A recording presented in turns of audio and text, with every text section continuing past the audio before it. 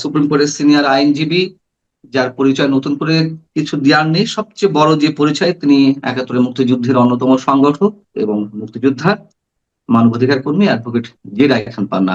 Advocate জেরা খান পান্না, আপনাকে স্বাগত জানাচ্ছি আমাদের অনুষ্ঠানে। এবং ধন্যবাদ আমাকে স্বাগত জানাবার জন্য।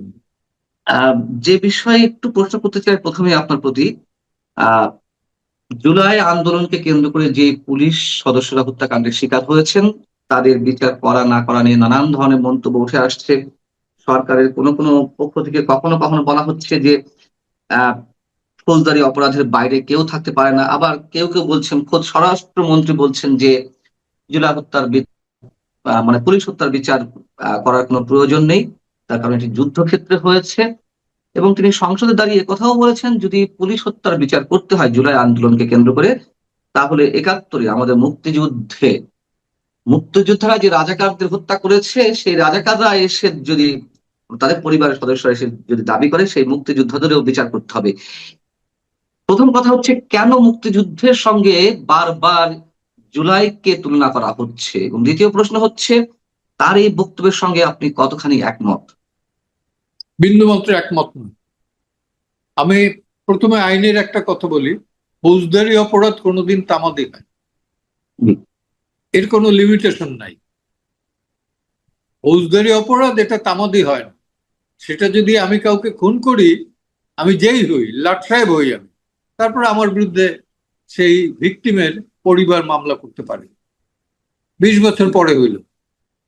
তো সেটা বিষয় না। বিষয় হচ্ছে যে কারণে আমরা ক্ষুব্ধ ছিলাম ইউনূসের শাসন আমলে, সেটা হলো যে তারা রাতারাতি চ্যালেঞ্জটা করে বসলো ৭১-এর দ্বিতীয় স্বাধীনতা, এবং প্রথম স্বাধীনতাটা তারা কি রিসেট বাটনে চাপ দিয়ে দিল। এইটা তো সহ্য আমি না, কোনো মুক্তিযোদ্ধাই সহ্য করবে না।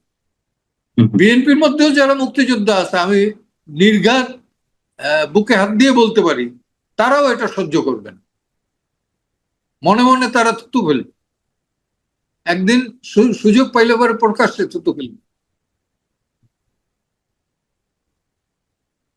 কারণ মুক্তিযুদ্ধ একটা মানুষের জীবনের এবং দেশের বেলা এর যে কত বড় অহংকার। আমার সবচেয়ে বড় অহংকার হলো আমি সময়ের শ্রেষ্ঠতম সন্তান এই কারণে যে মুক্তিযুদ্ধে অংশগ্রহণ করতে পেরেছি। মুক্তিযুদ্ধের একটা অঞ্চলের আমি সংগঠক ছিলাম, নিউক্লিয়াসের একটা অঞ্চলের আমি দায়িত্বে ছিলাম। তো এর চেয়ে বড় পাওনা তো আমার কিছু নাই। আমাকে যদি 10-12 রাষ্ট্রপতি বানায়, এই সম্মান রাষ্ট্রপতি আসতে পারে, যাইতে পারে, কিন্তু মুক্তিযোদ্ধা ৭১-এর মুক্তিযোদ্ধা ৭১-এই হয়েছে, সেটা আর যুগে যুগে বা বছর বছর বাড়বে না।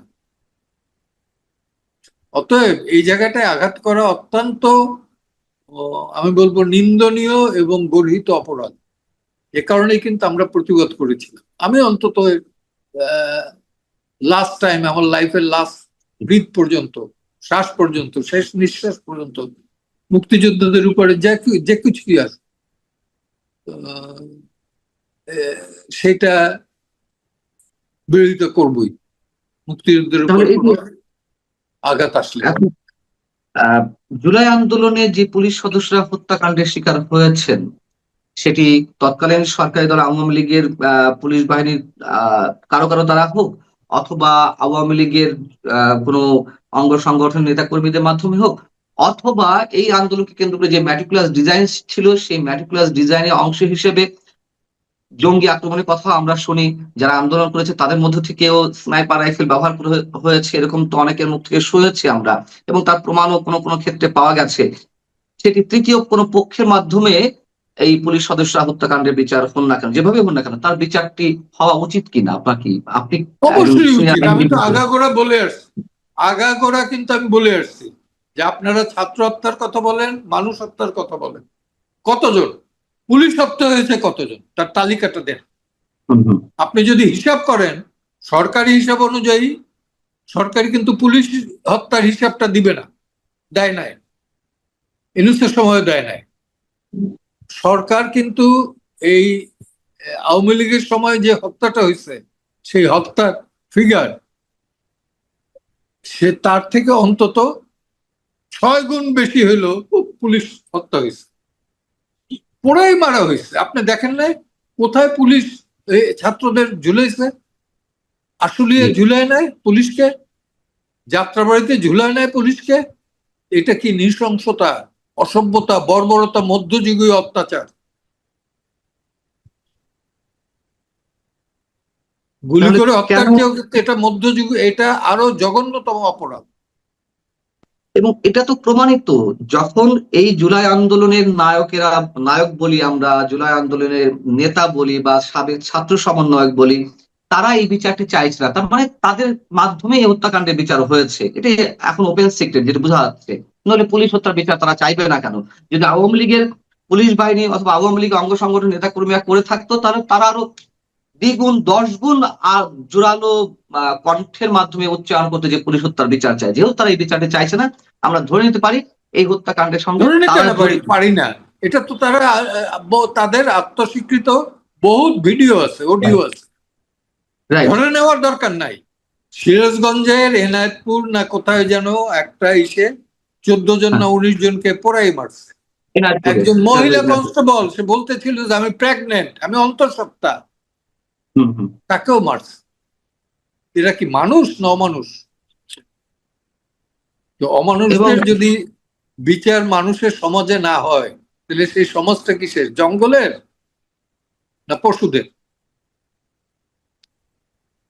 এবং এই জুলাই আন্দোলনের অন্যতম সমন্বয়ক বা সামনের সারি একজন নেতা তো কয়েকদিন আগে বললো যে এসআই সন্তোষকে আমরা পুড়িয়ে হত্যা করেছি, থানা লুট হ্যাঁ, জ্বালিয়ে রেখেছি, তারা প্রকাশ্যেই বললো।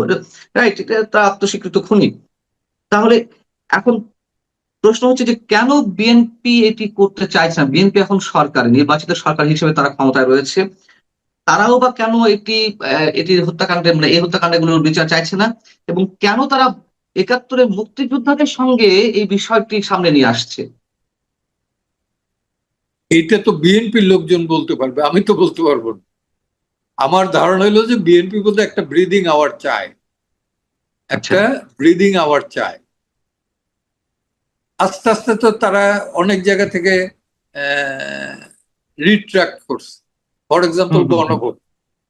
তো সেই রকমের একটা ব্রিদিং আওয়ার তারা চায় আমার মনে হয়। হুম হুম। আমরা তো বরাবর বলছিলাম যে সংবিধান সংশোধন হইতে পারে, কিন্তু ফেলাই দেওয়ার মতো না। আমি নিশ্চয়ই না। বলছিলাম কিনা যে একবার, আপনার খেয়াল আছে কিনা, আমি বলছিলাম যে হাত খাই, উত্তেজিত হয়ে বলছি যে সেটা আমার ল্যাঙ্গুয়েজটা বলা ঠিক হয় না, যে হাত কাইটে ফেলাই দেবো। হুম হুম হুম। হাত কেটে ফেলাই দেওয়ার দরকার হয় না। তাদের হাতের এবং এই যে যে টাকা পয়সা খাইয়ে যেটা করছে, আমি বলবো যে দেশের জন্য তো কিছু নাই, আকাম কুকাম যেটা করিয়ে গেছে, এখন হুম তো হুম। বের হচ্ছে আস্তে আস্তে। আমার থেকে, যেহেতু আপনি জার্নালিস্ট, আপনি আমার থেকে আরো ভালো জানবেন। সেই ক্ষেত্রে তাদের কোনো রেহাই নাই, হত্যার বিচার করুক আর না করুক, এদের কোনো রেহাই আর নাই। ভবিষ্যৎ ইতিহাস এটা রচনা হয়ে গেছে। তারপরে আপনি বলছেন যে মানে জুলাই আন্দোলনকে কেন্দ্র করে যারা ষড়যন্ত্রের অংশীদার ছিল, ষড়যন্ত্রের মধ্য দিয়ে নানান ধরনের হত্যাকাণ্ড ঘটিয়েছে শেখ হাসিনা সরকারের পতনের জন্য, তাদের রেহাই হবে না, যে কোনো এক সময় বিচার হবে। হবেই। হ্যাঁ, আমি আপনাকে আরেকটা বলি, একটা ক্লু দিয়ে দিই। ট্রাম্প আসার পরে সে একটা জায়গায় বলছে নিজেই, ট্রাম্প, যে হুম হুম। বাংলাদেশে 2টা জায়গায় একটা অর্গানাইজেশনকে দেওয়া হয়েছে $29 মিলিয়ন, রাইট। মেইনলি অধিকারকে। এবং এই অধিকারের একটা ভিডিও আমি পাঠিয়ে দিতে পারি আপনাকে।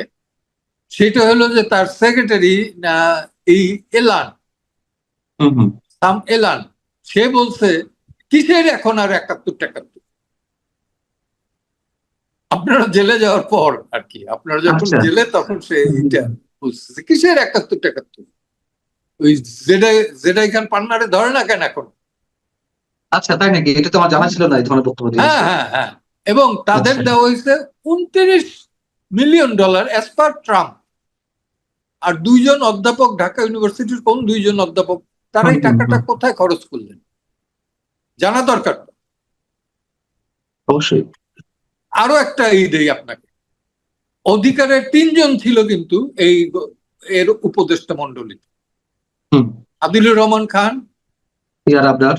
হাসান আরিফ ছিল অধিকারের প্রেসিডেন্ট, হুম। সিয়ার আবরার, হ্যাঁ, আর অসংখ্য এত ছিলই এসব। জি। আপনি ডক্টর ইউনূস সরকার কথা বলছিলেন যে তার নেতৃত্বে মুক্তিযুদ্ধকে আক্রান্ত করা হয়েছে, মুক্তিযুদ্ধের যে ইতিহাস বা আমাদের সামনের যে স্মৃতিচিহ্নগুলো সব ধূলিসাৎ করে দেওয়ার একটা ষড়যন্ত্র নিয়ে এসেছিল, রিসেট বাটনে প্রেস করেছিল। এখন তো আর ইউনূস সরকার নেই। এখন বিএনপি সরকারের সময় আমরা নানান সময়ে এই ১.৫-২ মাসের মধ্যেই বেশ কয়েকটি বিতর্কিত বিষয় দেখলাম। সংসদে যুদ্ধাপরাধের দায়ে যাদের মৃত্যুদণ্ড হয়েছে তাদের জন্য শোক প্রস্তাব আনা হলো। ৭ই মার্চ বঙ্গবন্ধু ভাষণ বাজানোর দায়ে, অথবা ২৬শে মার্চ কেউ কেউ শ্রদ্ধা জানাতে গিয়ে শহীদ মিনারে জয় বাংলা স্লোগান দেওয়ার কারণে অনেককে আটক করা হলো, শিশু সহ। এইটা নিন্দনীয় অপরাধ। জয় বাংলা স্লোগান বা জয় বঙ্গবন্ধু বলা, এটা কাদের সিদ্দিকও বলতেছেন, লতিফ সিদ্দিকও বলতেছেন, আমিও বলতেছি। আর জয় বাংলা তো এও বলে, ওই ফজলুর রহমান, বিএনপির সংসদ, সেও বলে, এবং আমার মনে হয় মেজর হাফিজও বলেন, জানি না। তো মুক্তিযোদ্ধা যারা, তাদের অন্তর থেকে তো জয় বাংলা স্লোগান এটা আপনি মুছে ফেলতে পারবেন না। এটা তো কোনো দলের স্লোগান না, এটা জাতির স্লোগান, মুক্তিযুদ্ধের স্লোগান, এটা মুক্তিযুদ্ধের স্লোগান। এই জন্য যারা এই করতেছেন, আমি ওই আমার অ্যাসোসিয়েটদের বলে দিচ্ছি যে এইভাবে কেউ যদি অ্যারেস্ট হয় তাদের বেইল চাপা, না চাইলে পরে হাইকোর্টে পাঠাই দিব, দেখবো। লড়াই অনবরত চালাই দিতেছে, এটা মিডিয়া আসুক আর না আসুক। ডক্টর ইউনূস সরকার যা করেছে এগুলো তো নতুন করে বর্ণনার কিছু নেই, আমরা তো দেখেছি। সেই জায়গা কি তো আমরা দেখলাম যে ইউনূস সরকারের বিদায় হলো যে কোনো ভাবে, কিন্তু এখনো এই কাজগুলো কেন ঘটছে? এখনো কি ইউনূস সরকারের প্রেতাত্মা হয়ে কেউ কেউ বর্তমান সরকারের অন্দর মহলে ঘাপটি মেরে বসে আছে? আছে তো, আছে তো, আছে তো, আছে, আছে। আচ্ছা। আমলার ভেতরে এখন আপনি ম্যাক্সিমাম পাবেন যারা জামাতপন্থী, হুম, হুম। আমলাদের মধ্যে। পুলিশের ব্যাপারটা যেহেতু পুলিশের বিষয়, সেহেতু কিন্তু পুলিশের প্রতি একটা জায়গায় আমি বলি, পুলিশদের এইভাবে হেনস্থা করা উচিত না। এরাই কিন্তু প্রথম 25শে মার্চের রাতে তারা আত্মহতি দিয়েছে, দেশের জন্য শহীদ হয়েছে, এবং পরবর্তীকালে কিন্তু সেনাবাহিনীর চেয়েও পুলিশের অংশগ্রহণ ছিল বেশি। আমি সেনাবাহিনীকে খাটো করছি না, হুম, হুম, হুম। না, যেটা কিন্তু ইতিহাস অবশ্যই। অংশগ্রহণের দিক থেকে। আর দরিদ্র জনগণের তো ছিলই। আমি সব বিষয়ে আরেকটি প্রশ্ন করতে চাই, মানে সবশেষে। আহ মঞ্চ ৭১-এর অনুষ্ঠানে আমরা যারা উপস্থিত ছিলাম তাদের বিরুদ্ধে তো একটি ফেক মামলা দেওয়া হলো। নিরাপত্তা দেওয়ার নামে আমাদেরকে উল্টো সন্ত্রাস বিরোধী মামলা দেওয়া হলো। আপনার নেতৃত্বে এই মঞ্চ ৭১ আত্মপ্রকাশ এবং এই সমাবেশটি, মুক্তিযোদ্ধাদের সমাবেশটি বা সেমিনারটি আয়োজন করা হয়েছিল। বেশ ভালো কথা, আমরা যারা উপস্থিত ছিলাম তাদের নামে ফেক মামলা দিয়েছে। তখন যারা সরকারের শীর্ষস্থানীয় পর্যায়ে থেকে ৭১-এ পরাজিত শক্তিদের সম্পূর্ণ ধরনের, মানে সম্পূর্ণভাবে আলো বাতাস দিয়ে আরো শক্তি সঞ্চয় করা হচ্ছিল তাদেরকে। কিন্তু আমরা হঠাৎ করে দেখলাম সেই মঞ্চ ৭১-এর ঘটনাকে কেন্দ্র করে পরবর্তীতে এসে যখন আমরা যে 18 জন অ্যারেস্ট হয়েছিলাম তাদেরকে জামিন করে দেওয়া হলো, আপনি সহ আরো ব্যারিস্টার সারা হোসেন সহ আরো যারা এই ধরনের মামলায় লড়েছেন, আপনাদের মাধ্যমে আমরা জামিন পেলাম। কিন্তু সবাই যখন জামিন আর পেল একজনও পরে খুব হচ্ছে। করছেন, সে হলো জি, খোকন, আহ, জি, জি, জি।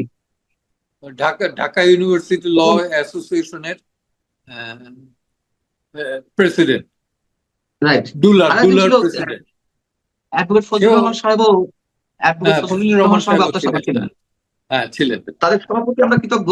কিন্তু যে প্রশ্নটি করতে চাচ্ছি, যে মানুষ হয়তো এখনো অনেকে জানে না যে আমরা যারা সবাই জামিন পেয়ে গেছি, জামিন পেয়ে যাওয়ার পরেও ওই মামলায় নতুন নতুন করে বিএনপি সরকারের সময় আটক করা হচ্ছে কাউকে কাউকে। যেমন ৩-৪ দিন আগে প্রেস ক্লাবের সাবেক সভাপতি, সিনিয়র সাংবাদিক, বিএনপি পন্থী সাংবাদিক শওকত মাহমুদকে আগে আটক করা হয়েছে অন্য মামলায়।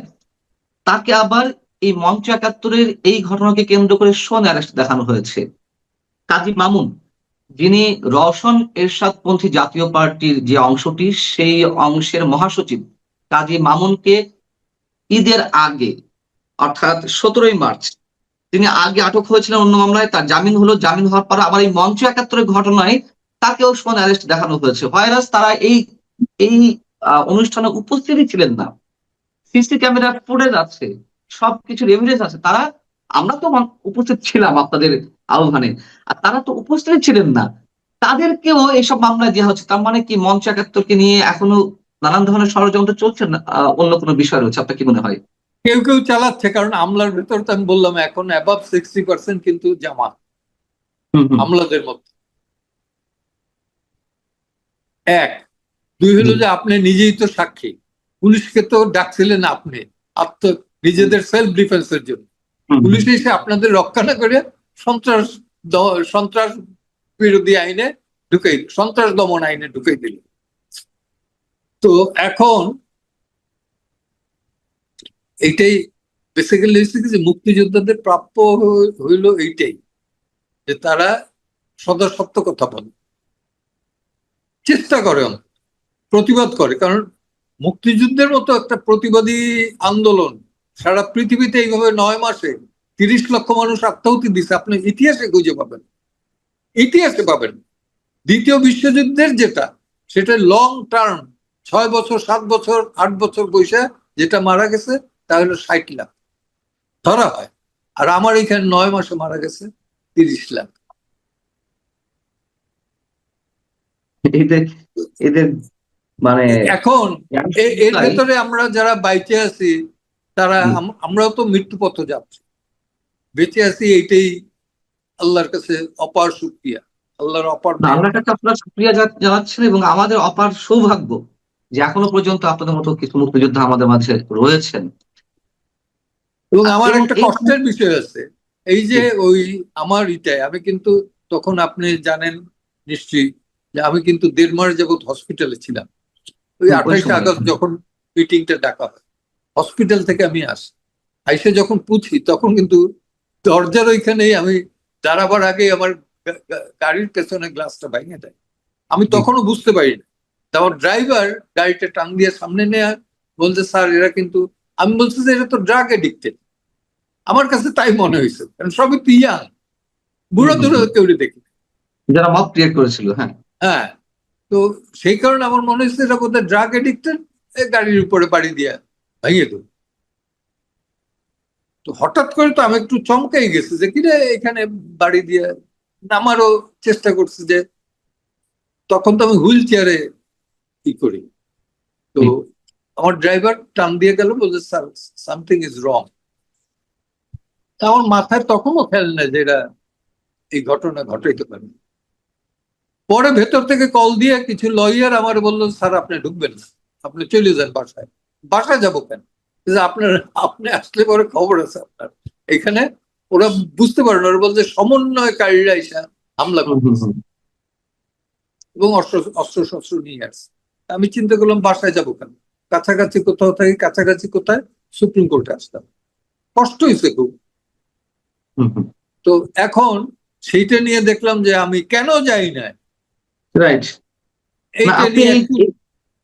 এই বিষয়ে আপনি ব্যাখ্যা দিয়েছেন এর আগেও, তারপরেও দেখছি যে অনেকে এখনো পর্যন্ত বিশেষ উদ্দেশ্যে আপনাকে নানান ভাবে অ্যাটাক করছেন, হ্যাঁ, যে আপনি কেন উপস্থিত ছিলেন না, আপনি আহ্বান করলেন কিন্তু আপনি অনুপস্থিত থাকলেন, তার মানে আপনি কি কাউকে ফাঁসাচ্ছিলেন কিনা।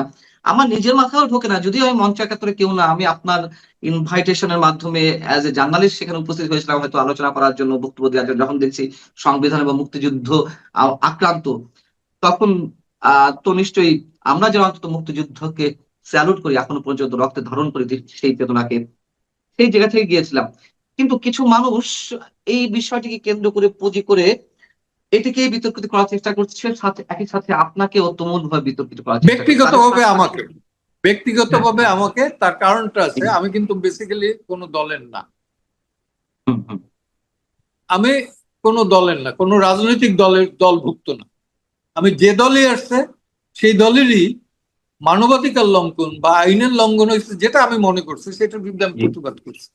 যেমন র্যাব যখন গঠন করে তারপরে কিন্তু আমি আমার কিছু ফলোয়ার নিয়ে যারা মানবাধিকার পক্ষে তাদের নিয়ে আইন সালিশ কেন্দ্রের কিছু কর্মীদের নিয়ে প্রেস ক্লাবের সামনে দাঁড়াই কি যে র্যাব হলো রাষ্ট্রীয় সন্ত্রাস। কিছুক্ষণ পরে র্যাব কিছু লোক ভাড়া করা লোকজন আইনে আমাদের তারাই দেওয়ার চেষ্টা করছে, হাতাহাতির চেষ্টা করছে। যাই হোক আসলাম। এটা কিন্তু 2004 সালের ঘটনা। তারপর থেকে প্রফেসর একজন বামপন্থী নেতা মোফাক্কার চৌধুরী তাকে মিরপুর থেকে তুলে নিয়ে কুষ্টিয়ায় হত্যা করা হলো, সেটারও প্রতিবাদ করলাম। খুলনা কোর্ট থেকে একজন মাস্তানি সে ডকে আছে, সেইখান থেকে সিভিল ড্রেসে গিয়ে ছিনতাই করে রাস্তায় গুলি করে মারি ফেলেছে। সে দুষ্কৃতিকারী, এটা ঠিক, কিন্তু কোর্টে ঢুইকা মাস্তানি করে জাজ সাহেবও বুঝতে পারে না, সেও গিয়ে কোন রকমে আত্মরক্ষার জন্য গেছে। আমরা কিন্তু এগুলোর প্রতিবাদ বিএনপির আমল থেকেই করে আসছি। পরবর্তীতে আওয়ামী লীগের সময় যখন নারায়ণগঞ্জের 7 মার্ডার, সেটার আমরা বিরোধিতা করলাম। পরবর্তীতে এই রেজওয়ানার হাজবেন্ড যখন কিডন্যাপ হইলো সেটার বিরোধিতা করলাম। তারপরে এই আদিল, সে যখন ঈদের দিন নাকি ঈদ দিন মিশে যাইতেছে, তারপর অন দ্য ওয়ে থামাইয়া আব্দুলুর Rahman Khan, most ungrateful creature. তো সে তাকে যখন ই করা হইলো, আমরা প্রতিবাদ করলাম কিসের? আমরা তখনও জানি না কি কারণে গ্রেপ্তার হয়েছে, জানার চেষ্টা করলাম, ডিবিতে ফোন করলাম, বললো যে না, পরে জানানো। আমরা প্রতিবাদ করলাম কি যে ওয়েতে তাকে গ্রেপ্তার করা হয়েছে, আমার সাথে স্বাধীন মালিকও ছিল, যে ওয়েতে তাকে গ্রেপ্তার করা হয়েছে অন দ্য ওয়ে, তার তো বাচ্চারা ট্রমাটাইজড হয়ে গেছে। এটা কিছুতেই ঠিক না। এখন আমি বলি ওটা ঠিক না। যখন আটক করা হলো আওয়ামী লীগের সময় তারও প্রতিবাদ জানিয়েছিলেন এবং গুলি বন্ধ করার জন্য আপনারা রিটও করেছিলেন। গুলি যাতে না করে, এক, গ্রেপ্তার করুক। আরেকটা হলো যে এই যে ডিবির হারুন, তার ভাতের হোটেল, সেইটা যে খাওয়াই সে ওই পোস্ট দেয় ফেসবুকে, এইটারও আমরা এই করলাম এবং কোর্টও স্বীকার করলো যে এটা কি একটা মস্করা পাইয়ে গেছে। তো এগুলো তো ঠিক না। করতে গেলে অবশ্যই এখন এগুলো করতে গিয়ে আমি একটু বলি, এগুলো করতে গিয়ে আওয়ামী লীগের কিছু লোকের আমি চক্ষুশূল হয়ে গেছি।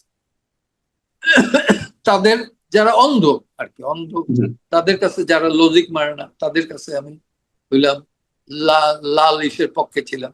এবং তারা 29 তারিখে একটা কার্টুন দিয়ে দিল, কার্টুন একটা ছবি পেস্ট করে দিল, উনি শিবিরের ছত্রছায়ায় চলে গেছে। আওয়ামী লীগের একটু সিনিয়র নেতা যারা, তারা বলছে যে এই লাইনে ওরে অ্যাটাক করতে যাবে না, দুনিয়ায় ওরে কসম খাইয়ে বললেও কেউ বলবে না শিবির বা জামাত করবে। এখানেও সম্ভবত বিস্ময়ের কিছু নেই, কারণ যুগে যুগে দেশ, সমাজ, রাষ্ট্র কিংবা মানুষের জন্য যারা কিছু করার চেষ্টা করেছেন তাদেরকে নানান সময় বিভিন্নভাবে আক্রান্ত হতে হয়েছে, অপবাদের শিকার হতে হয়েছে। আপনার জন্য অনেক অনেক শুভকামনা। অ্যাডভোকেট জেরা খান পান্না, আপনি ভালো থাকবেন, সুস্থ থাকবেন। দর্শক, আপনারা যারা শুনছিলেন আপনারাও ভালো থাকবেন। আল্লাহ হাফিজ।